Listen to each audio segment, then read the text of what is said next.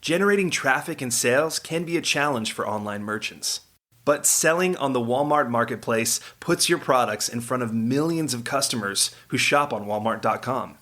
And right now, sellers who join Walmart Marketplace can save up to 50% on referral and fulfillment fees for the first 90 days.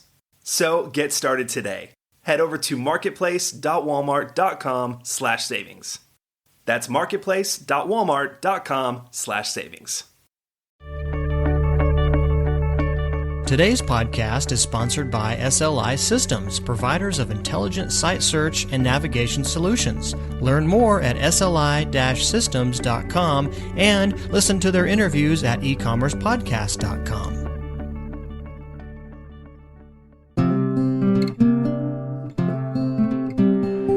Your path to e-commerce success starts right here. You're listening to Practical E-commerce, the podcast for e-commerce results.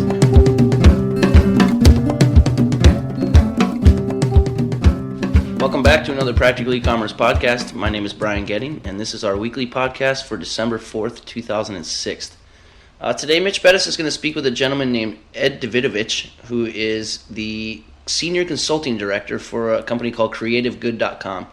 And Ed provides kind of his advice in the second part of an interview here about how to reduce shopping cart abandonment. If you look in our podcast section, you see the first part of the interview from about a week ago.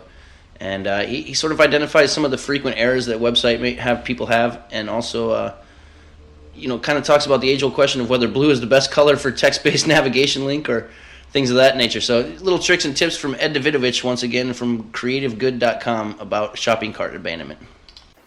Are there common mistakes, various pitfalls that it seems like every e-commerce business makes?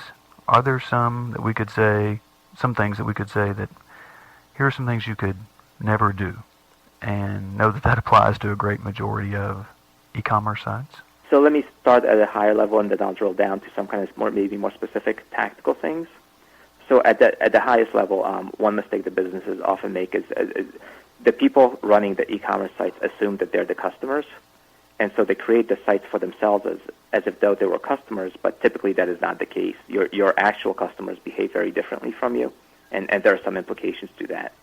The other thing that at a high level, I alluded to this earlier, that businesses do is structure their websites and their navigation the same way that the companies are aligned internally, and that also leads to a poor experience. And so what I mean there is that, oftentimes, let's say a company buys merchandise by certain departments. So you have merchants for apparel, and you have merchants for other hard goods, and you've got merchants maybe for live goods and whatever that is.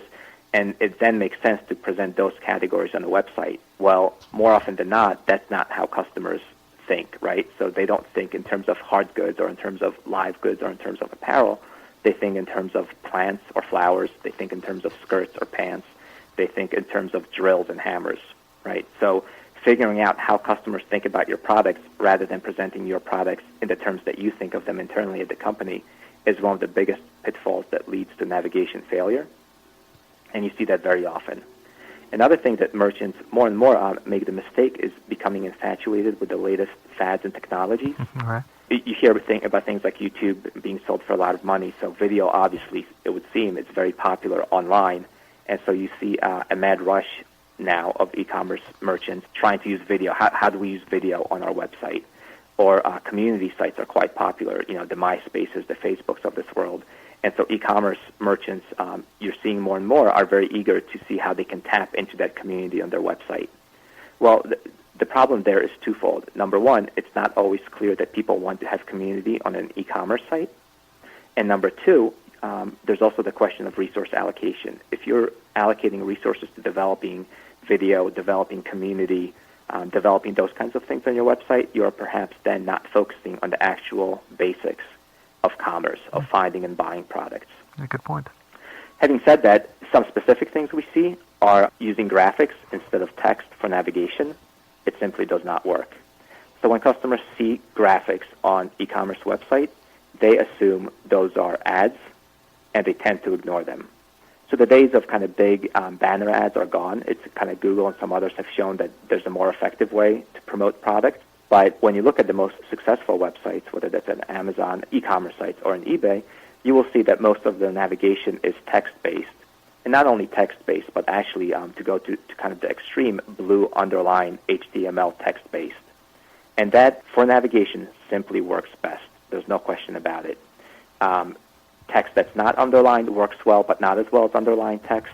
Text in other colors works fine, not as well as blue underlined text. But text in whatever form for navigation will work better than graphical elements. And all too often you see home pages that are a lot of flash and razzle-dazzle, and they confuse customers. So I would urge, especially small and medium-sized businesses, to reconsider if they have this notion of branding their site or of showing, it gets very exciting to show your latest products and show a lot of flashy things and a lot of color, and your creative people certainly get excited and create lots of things. That's fine. You just have to be aware of the fact that customers will ignore it, and they will look for the text-based navigation to get them closer to their goals.